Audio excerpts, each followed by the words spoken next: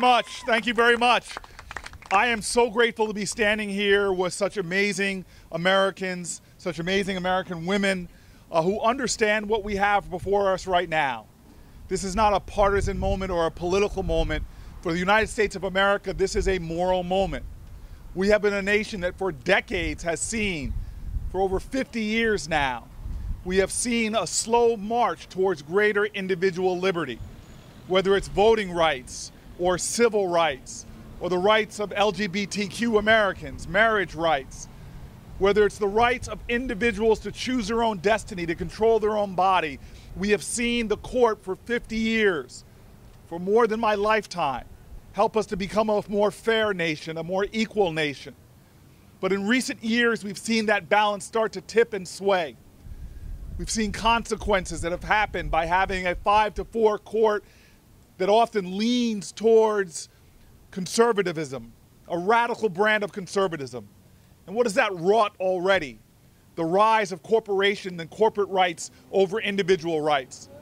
The suppression of the freedoms of speech as corporations are pouring billions and billions of dollars into our democratic sacred places.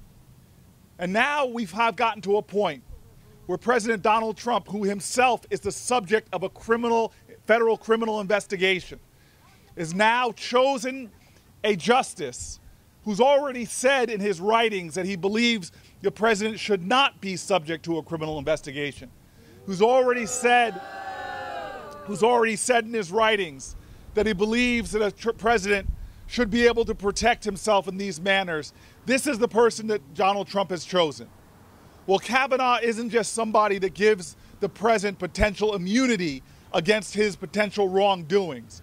Kavanaugh is someone who will tip the balance of the Supreme Court and bring us to a point in American history where we're not going forward, but we're rolling back voting rights, rolling back civil rights, rolling back individual rights, and rolling back the rights for people to access health care and control their own bodies.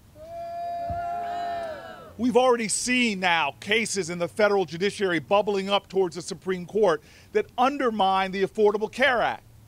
This is a Supreme Court nominee that will roll back the clock to the days that insurance companies can dictate to you whether you have health insurance or not.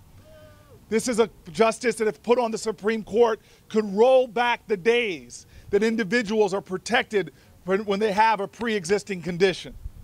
This is a justice that could see ourselves rolling back the ability for insurance companies to tell you that you are not insurable. And worse than all of this, this is a Supreme Court justice that we know, if the president does what he says he's going to do, a president that said that will only put on the court people who will roll back Roe versus Wade.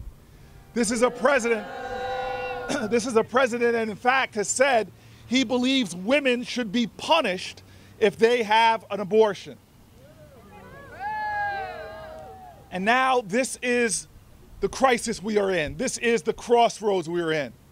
I stand here today because I stand with Planned Parenthood. I stand here today because I stand with a woman's right to make her own medical decisions. I stand here today because I see the moral sense and the economic sense that it is when women have robust access to contraceptive care, to family planning, to medical care, to pre-cancer screenings. I stand here today because I believe in women. I trust women to make their own decisions more than I trust government or I trust this new Supreme Court nominee, Kavanaugh. And I also stand here today because we as all Americans have a choice to make. We don't have to submit to this as if it's a fait accompli.